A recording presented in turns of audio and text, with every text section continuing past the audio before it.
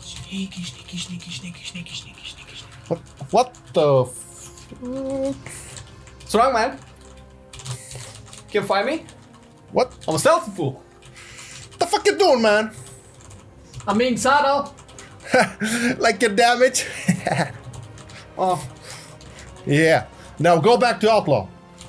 I'd rather go ask Blizz for some buffs. Yeah. Like, that's gonna work. Please, Blizzard, almighty devs, it's a little bit more damage. Wait, really? Wait, What? Really? What the fuck? fuck yeah, I'm playing sub in 9.1. Woohoo! Whoa, wait. It worked?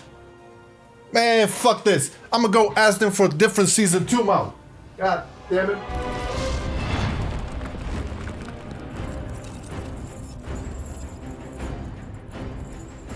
Speaking of asking for things, subscribe please, and hit the bell thingy, and the thumbs up, and watch a lot of videos, and maybe some of my cousin. It's too much, isn't it? And fuck my cousin. Just the channel stuff. No, really, it helps out a lot. Mom said I could also get a bigger allowance if our channel gets more subs, and I really want an extra side of fries on my daily McDonald's meal.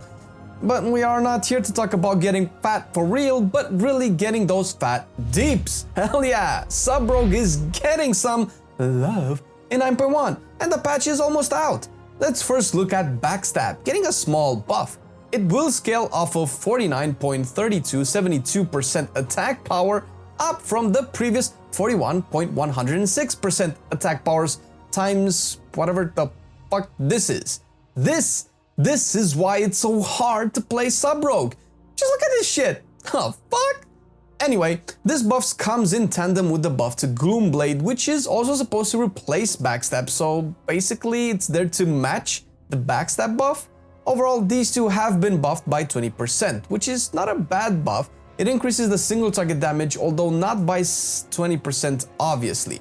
Right now, based on what the big brains in the Ravenhold community have mathed out, Backstab is about 6% of your damage in a single target scenario, so this change will increase your single target damage by roughly 1.2%, give or take.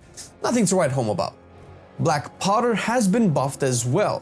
The changes see it deal 40% additional shadow damage to targets with Find Weakness, down from 50%, but its damage per combo point has been increased by 33%, netting in an overall buff to its AoE capabilities. This is in conjunction with the Shuriken Storm buff to have an additional 15% increased crit chance, on top of it already applying Find Weakness to targets it will crit on.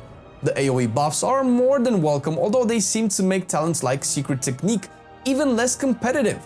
But let future Blizzard worry about that. There is also another buff to Shadow Technique, and a thanks to our Rogue boys for clarifying this for us. Shadow Technique in 9.05 is supposed to have a 50% chance to proc on the 4th attack that is not a miss, or 100% on the 5th if the 4th attack loses the coin flip. Now with the buff, the 50% proc chance is moved to the 3rd attack and 4th attacks respectively. It's a buff for sure in the energy management department that will translate into more damage later on.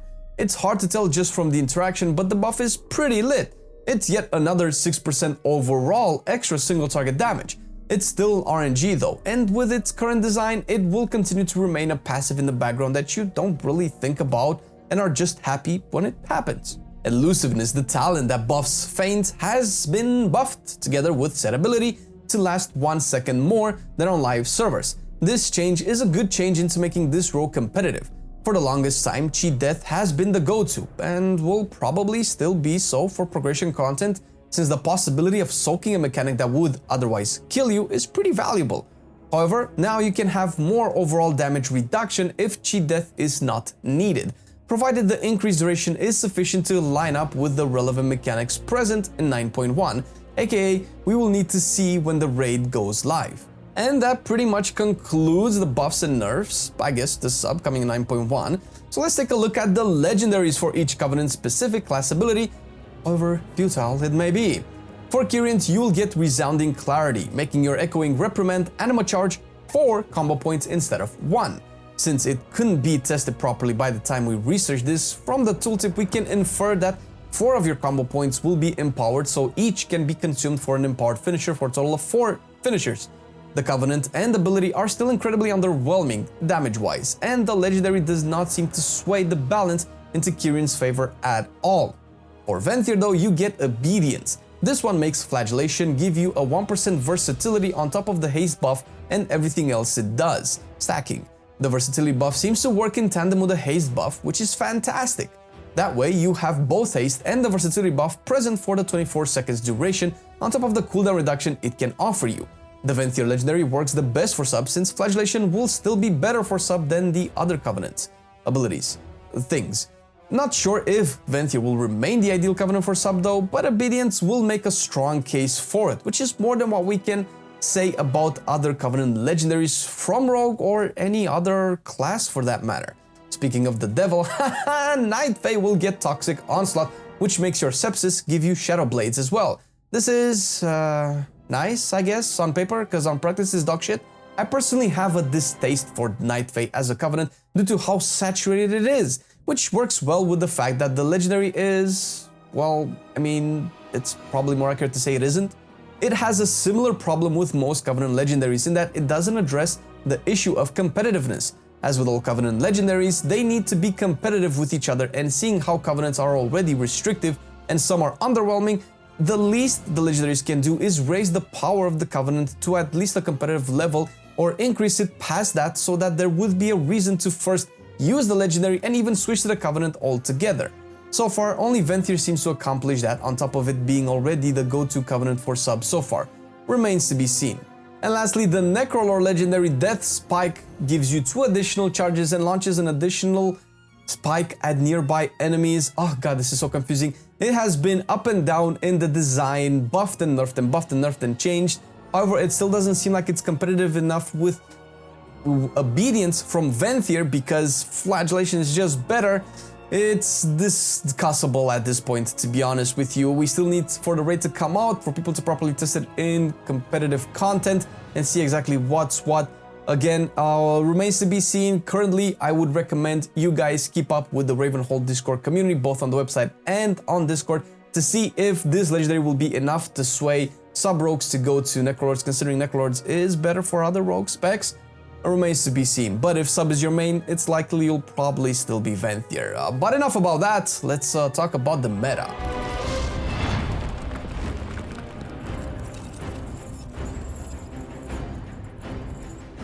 Sub-rogue is, well, underwhelming in terms of its representation in the meta currently in 9.05. In raids at least. It's seen at the bottom of the logs, holding hands with Survival Hunter to make for the saddest duo in the history of the world. But honestly, the logs are misleading. There are currently 69 subs that have killed Sardenathrius on Mythic. No, more have cleared it, but since saying 69 a lot makes it come true, 69 rogues have killed Sardenathrius. It's not a lot of rogues, but likely they've stopped killing it to maintain the glorious number they have achieved already. Which they surpassed by the time we record this. What this means is that it's possible, although not competitive. The single target damage buffs it has received should bring it up more in terms of overall ranking, but that has to take into consideration a lot of other factors. This is even more painfully obvious in Mythic Plus, where it's dead last. The AoE damage buffs will definitely offset some distaste people will have towards it, but likely, unless seriously addressed by Blizzard, it will still live in the shadow of Outlaw and potentially even Assassination.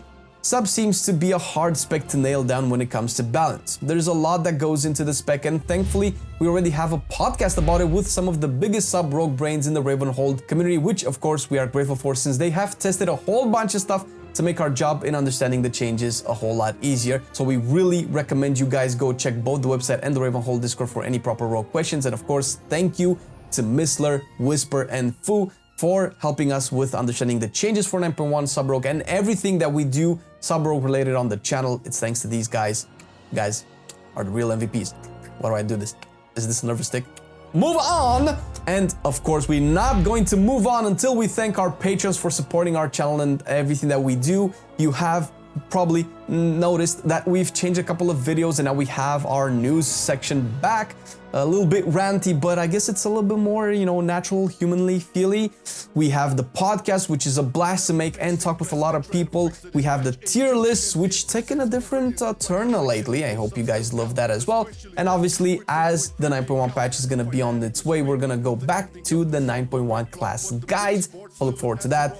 Thank you for all the support, and if you, dear viewer, want us to support us a little bit more, check the link down below. Thank you for watching the video. See you next time. I've been loving it then, I still love it now. Still, I play WoW. Still, I play WoW. Getting better every day, let me show you how. Cause still, I play WoW. Still, I play WoW. It's getting harder to stay, but at the end of the day, it's a guilty pleasure, so just log in and play. Whether it's classic or retail, I'ma do a /bow. Still, I play WoW.